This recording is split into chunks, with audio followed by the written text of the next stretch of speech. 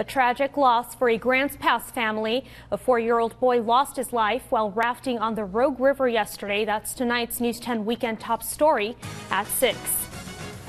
Sergeant Sean Richards with the Jackson County Sheriff's Office says Brayden Biggs was rafting with his family through the Takelma Gorge between Union Creek and Prospect when the raft he was in flipped over. Richards says the rest of the family swam to shore, but the child's body was found later downstream by kayakers. The sergeant says there is no talk of increasing signage at the area to warn the public of dangers on the river. And the entire river is well publicized on the internet where you know what different locations have to offer.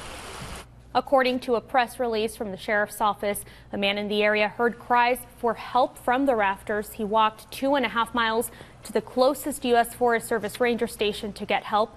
Richard says this is the second death on the Rogue River in Jackson County this season. The sheriff's office says everyone in the group was wearing life jackets on the rafting trip. News 10's Megan Allison is in the news center. Today she spoke with one camp host who works in the area who says he discourages many families from going into that gorge. Megan? Brayden was just 2 weeks from his 5th birthday. Though all the rafters were wearing life vests, people who knew that part of the river say only experienced kayakers and rafters should go through the Takelma Gorge. A group of 12 on a fun day out on the Rogue River suffered a tragic loss Saturday afternoon. According to a press release from the Jackson County Sheriff's Office, the family took 3 rafts downriver from Woodruff Bridge Campground around 3 that afternoon.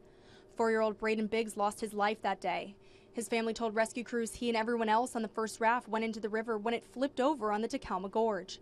The sheriff's office says Brayden was the only one not to make it back to shore alive.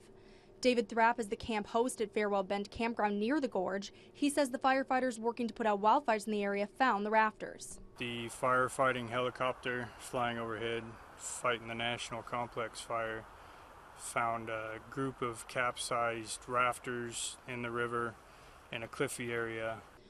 First responders with Mercy Flights asked Thrapp to help with the search and rescue mission. I met with the Mercy Flight driver and brought him down here to this location to look for the possible rafters that were stuck in the cliffy area. Thrapp says this stretch of the river is dangerous. You got channels and flumes, rough waters. The undertow is extremely fast, and it's too much to flirt with the devil. Campers at Farewell Bend often want to swim or raft in the river near the campground. Thrapp says he warns them every time. I highly don't recommend it. It's your own risk. There is really no reward in doing it. Thrapp says the river does not have signs cautioning people about unsafe areas. There are no signs. However, common sense should really be the basis of if I should do this or not.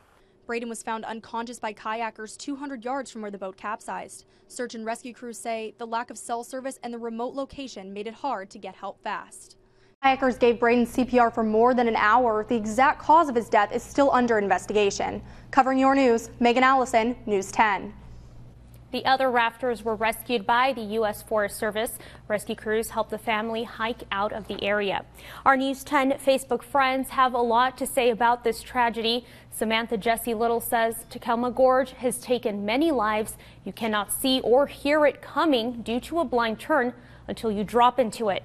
Terry No says she lost her son in the exact spot in 1992 and says she prays for all those hearts that have been touched. Jenna Aluyan says there needs to be a sign and we should make this a licensed class route. Susan Powell says there needs to be something posted reading rafting whitewater is not allowed for children under 12. Tell us what you think about rafting in this area and whether something needs to be done for public awareness there. Just like News 10 on Facebook and post your comment. Funds being collected to help this family at the Olive Garden on Crater Lake Highway. Restaurant manager says both the child's grandmother and mother are employed there. Anyone wanting to donate can do so to the April Fund. Family will also get help from the Olive Garden's Garden Dines program, which helps with food and funeral expenses.